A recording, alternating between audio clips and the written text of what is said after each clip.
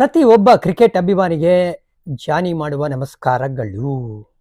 ನಾನು ಇತ್ತೀಚಿನ ನನ್ನ ಇನ್ಸ್ಟಾ ಸ್ಟೋರಿಲಿ ಒಂದು ಅನೌನ್ಸ್ ಮಾಡಿದ್ದೆ. ಏನಪ್ಪ ಅಂದರೆ, ನಿಮಗೋಸ್ಕರ ಒಂದು ಹೊಸ ವಿಷಯ ಅಥವಾ ಅಧ್ಯಾಯ ಕಾದಿದೆ. ಪ್ರಣವ್ ಜೋಶಿ ಅವ್ರ ಜೊತೆ ಕೊಲಾಬ್ ಆಗ್ತಾ ಇದ್ದೀನಿ ಅಂತ ಕೂಡ ನಿಮಗೆ ಹೇಳಿದ್ದೆ. ಅದೇನಪ್ಪ ಅಂದರೆ ನೋಡಿ, ನನ್ನದೇ ಆದಂಥ ಒಂದು ಯೂಟ್ಯೂಬ್ ಚಾನಲ್ನ ಇವತ್ತು ಓಪನ್ ಮಾಡ್ತಾ ಇದ್ದೀನಿ. ಅದು ಏನೋ ನಿಮ್ಮ ಆಶೀರ್ವಾದದಿಂದ.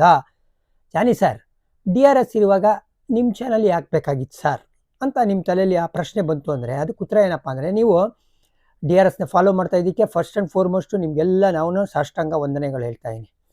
ಅಲ್ಲಿ ಇತ್ತೀಚಿನ ದಿನಗಳಲ್ಲಿ ನೀವು ಅಬ್ಸರ್ವ್ ಮಾಡಿದ್ರೆ, ನಮ್ಮಲ್ಲಿ 2, 3, 4 ಜನ ಇರುವಾಗ ನಮ್ಮದೇ ಆದಂಥ ವ್ಯೂಸ್ ಜಾಸ್ತಿ ಇರುತ್ತೆ. ಆಮೇಲೆ ತುಂಬ ಡೀಪಾಗಿ ಬೇರೆ ಹೋಗ್ತೀವಿ ನಾವಲ್ಲಿ, ಅಂದರೆ ಟೆಕ್ನಿಕಲಿ. ಯಾಕಂದರೆ ಪ್ರತಿಯೊಬ್ಬರು ಎಕ್ಸ್ಪರ್ಟ್ಸ್ ಅಲ್ವಾ, ಎಲ್ಲ ಕ್ರಿಕೆಟ್ ಆಡಿರೋರು. ಅಲ್ಲಿ ಫ್ಯಾನ್ಸ್ಗಳ ಜೊತೆ ಎಂಗೇಜ್ಮೆಂಟ್ ಭಾಳ ಕಮ್ಮಿ ಆಗೋಗಿದೆ ಇತ್ತೀಚಿನ ದಿನಗಳಲ್ಲಿ, ನೀವು ಅಬ್ಸರ್ವ್ ಮಾಡಿದ್ರೆ. ಆಮೇಲೆ ನೀವು ಸಾವಿರಾರು ಕಮೆಂಟ್ಗಳು ಮಾಡ್ತಾ ಇರ್ತೀರಾ, ಬಟ್ ಯಾವುದೂ ನಾವು ತೊಗೊಳಕ್ಕಾಗಲ್ಲ, ಓದೋಕ್ಕೂ ಆಗಲ್ಲ. ಯಾಕಂದರೆ ಎಕ್ಸ್ಪರ್ಟ್ಸ್ದೇ ಆದಂಥ ಅವ್ರ ವ್ಯೂಗಳಿರುತ್ತೆ. ಸೊ ಅವ್ರು ಬಂದಿರೋದೇ ಅಪರೂಪ. ಅವ್ರನ್ನ ಮಿಸ್ ಮಾಡಿ ನಿಮ್ಮ ವ್ಯೂನ ತೊಗೊಳೋದಕ್ಕೆ ಸ್ವಲ್ಪ ಕಷ್ಟ ಆಗ್ತಾ ಇರೋದ್ರಿಂದ, ಈ ಚಾನಲ್ಲು ಹೆಸ್ರಿಗೆ ನನ್ನ ಚಾನಲ್ಲು, ಬಟ್ ಇದು ಕಂಪ್ಲೀಟ್ಲಿ ನಿಮ್ಮ ಚಾನಲ್ ಅಂತ ಹೇಳೋಕ್ಕೆ ಇಷ್ಟಪಡ್ತೀನಿ. ನೋಡಿ, ನಮ್ಮ ಇಂಡಿಯಾದಲ್ಲಿ ಏನಪ್ಪ ಅಂತ ಹೇಳಿದ್ರೆ, ಕ್ರಿಕೆಟು ಮತ್ತು ಸಿನಿಮಾ ಈ 2 ಟಾಪಿಕ್ ಅಂತ ಬಂದಾಗ ಪ್ರತಿಯೊಬ್ಬ ಇಂಡಿಯನ್ಗೂ ಅವ್ರದ್ದೇ ಆದಂಥ ವ್ಯೂ ಇರುತ್ತೆ, ಅವ್ರದ್ದೇ ಆದಂಥ ಅನಿಸಿಕೆಗಳಿರುತ್ತೆ. ಎಲ್ಲರೂ ಈ 2 ಫೀಲ್ಡ್ ಅಂತ ಬಂದಾಗ ಅವರು ಎಕ್ಸ್ಪ್ರೆಸ್ ಮಾಡಬೇಕು, ಅಥವಾ ಅವ್ರ ಫ್ರೆಂಡ್ಸ್ ಜೊತೆ ಕಟ್ಟೆಯಲ್ಲಿ ಕೂತ್ಕೊಂಡು ಒಂದು ಪರ್ಟಿಕ್ಯುಲರ್ ಮ್ಯಾಚ್ ಬಗ್ಗೆ ಡಿಸ್ಕಸ್ ಮಾಡಬೇಕು. ಅಣ್ಣ, ಇವ್ರನ್ನ ಯಾಕೋ ಆಡಿಸಿದ್ರು, ಈ ಹಂತದಲ್ಲಿ ಅವ್ರನ್ನ ಯಾಕೋ ಬೌಲಿಂಗ್ ತಂದರು, ಲೋ ಈ ಪ್ಲೇಯರ್ ಎಲ್ಲೋ, ಈ ಥರ ಚರ್ಚೆಗಳು ಮಾಡಬೇಕು. ಬಟ್ ಇತ್ತೀಚಿನ ದಿನಗಳಲ್ಲಿ ಆ ಕಟ್ಟೆ ಕಲ್ಚರ್ ಕಳ್ತೋಗಿದೆ. ಅಂದರೆ ಯಾರಿಗೂ ಟೈಮ್ ಇಲ್ಲ ರೀ, ಎಲ್ಲರೂ ಅವರೇ ತಮ್ಮ ಜೀವನದಲ್ಲಿ ಬ್ಯುಸಿ ಆಗೋಗಿರೋದ್ರಿಂದ. ಆಮೇಲೆ ನಿಮ್ಗೆ ಗೊತ್ತಿರೋಂಗೆ ನಮ್ಮ ಕನ್ನಡಿಗರು ಇಡೀ ಜಗತ್ತಲ್ಲಿದ್ದಾರೆ. ಅವರು ಕನ್ನಡದಲ್ಲಿ ತಮ್ಮ ಅನಿಸಿಕೆಗಳನ್ನ ಹಂಚ್ಕೋಬೇಕು, ಮ್ಯಾಚ್ ಬಗ್ಗೆ ಮಾತಾಡಬೇಕು, ಮ್ಯಾಚ್ ಬಗ್ಗೆ ಡಿಸ್ಕಸ್ ಮಾಡಬೇಕು. ಬಟ್ ಯಾರೂ ಇಲ್ಲವೇ ಇಲ್ಲ ಅಲ್ಲಿ ಕನ್ನಡಿಗರು. ಆಮೇಲೆ ಆ ಫಾರಿನ್ ಅವ್ರಿಗೆ ಕ್ರಿಕೆಟ್ ಅರ್ಥ ಆಗುತ್ತೋ ಇಲ್ವೋ, ತಲೆ ಬಿಡ ಗೊತ್ತಾಗುತ್ತೋ ಇಲ್ವೋ, ಬಟ್ ಸ್ಟಿಲ್ ಆ ಮನಸ್ಸಲ್ಲಿ ಒಂದು ಹಂಬಲ ಇರುತ್ತೆ. ಅಣ್ಣ, ಇದು ಈ ಹಂತದಲ್ಲಿ ಯಾರ ಹತ್ರ ಆದರೂ ಹಂಚ್ಕೊಂಡಿದ್ರೆ ಮನಸ್ಸು ಹಗುರ ಆಗುತ್ತಲ್ವ. ಆ ಥರ ಒಂದು ಯೋಚನೆ ಇರೋರು ಎಲ್ಲರೂ ಖಂಡಿತವಾಗ್ಲೂ ಈ ಪರ್ಟಿಕ್ಯುಲರ್ ಚಾನಲ್ಗೆ ಸಬ್ಸ್ಕ್ರೈಬ್ ಮಾಡ್ಕೊಳ್ಳಿ ಅಂತ ನನ್ನ ಕಳಕಳಿಯ ಮನವಿ. ಯಾಕೆ ಗೊತ್ತಾ, ಇಲ್ಲಿ ನಾನು ಹೇಳೋ ವಿಷಯ ಬಹಳ ಕಮ್ಮಿ, ನೀವು ಕೇಳೋ ವಿಷಯನೇ ಬಹಳ ಜಾಸ್ತಿ. ನೀವು ಕೇಳಿದ ಪ್ರಶ್ನೆಗಳಿಗೆ ಉತ್ತರ ಕೊಡೋಕ್ಕೆ ಪ್ರಯತ್ನ ಪಡ್ತೀನಿ.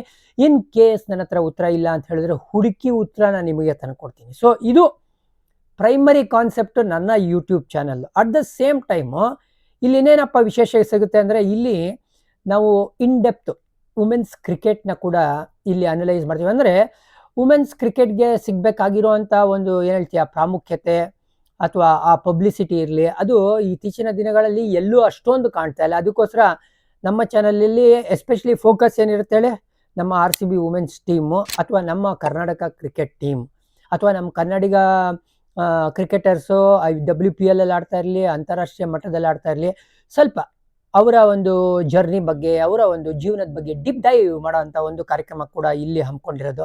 ಮೆನ್ಸ್ ಕ್ರಿಕೆಟ್ ಚಾನಲ್ಲು 1 ಲಕ್ಷ ಇರುತ್ತೆ ಮಾತಾಡೋಕ್ಕೆ, ಬಟ್ ವುಮೆನ್ಸ್ ಕ್ರಿಕೆಟ್ ಅಂತ ಬಂದಾಗ ಭಾಳ ಕಮ್ಮಿ ಇದೆ. ಸೊ ಇಲ್ಲಿ ನಮ್ಮ ಮನೆ ಮಹಾಲಕ್ಷ್ಮಿಯರಿಗೆ ಮಣೆ ಹಾಕ್ತಾ ಇರೋದು, ಅವ್ರಿಗೆ ಸುಸ್ವಾಗತ ಮಾಡ್ತಾ ಇರೋದು.